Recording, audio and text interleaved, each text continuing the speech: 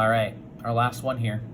We've got 4/6 divided by 5/7. Now, ladies and gentlemen, this looks really difficult. Looks very intimidating, but it's super easy. Remember, when you're dealing with division of fractions, especially if you don't have any mixed number out front to deal with, you're just going to take your fraction. Your first fraction is going to stay the same. So we're going to rewrite this. But now I'm going to change this to multiplication. Now, the reason I'm going to do that is because anytime division and multiplication are the inverse of one another. They're basically opposites. So what I'm going to do is I'm going to take the opposite of the inverse, or the switched up version of 5/7 and rewrite it as 7/5. It's a cool trick with math, but when you do that, it will actually, since this is the inverse of division, and I'm multiplying using the inverse of my original number, it's actually the same as dividing by the original number. So we're going to all you do is change your division sign into a multiplication sign. You take your number here and you switch it up or down and rewrite your problem as this. 4 times 8 is 28, easy breezy. 6 times 5 is 30.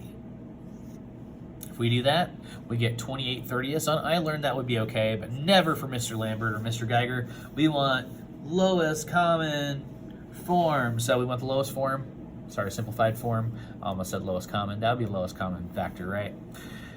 We can multiply by, or divide by all types of different things. We just need to divide the top and the bottom by the same thing. In this case, let's see, what would Mr. Lambert do? Well, Mr. Lambert's lazy, and he generally starts with the number 2. Because these are even numbers, I know I can divide them both by 2. So 28 divided by 2, or half of that is 14. Half of 30 is 15. So 28/30 is also equal to 14/15. So ladies and gentlemen, I know that I can multiply 14. It has factors, 1, 14, 2, and 7. And then the factors of 15 are 1, 3, 5, and 15. Now, even though both of these have multiple factors, none of them that we have are in common. So this would actually be your number in lowest form right here, 14/15. Again, your number here is getting a little bit larger than either of these two numbers, because when you're dividing by a fraction, you're actually putting them, seeing how many groups you have that are less than 1. So that means you're actually going to end up with a larger number of groups, which is why our number is, our answer to a division of fractions problem is going to be larger than either of our two original factors.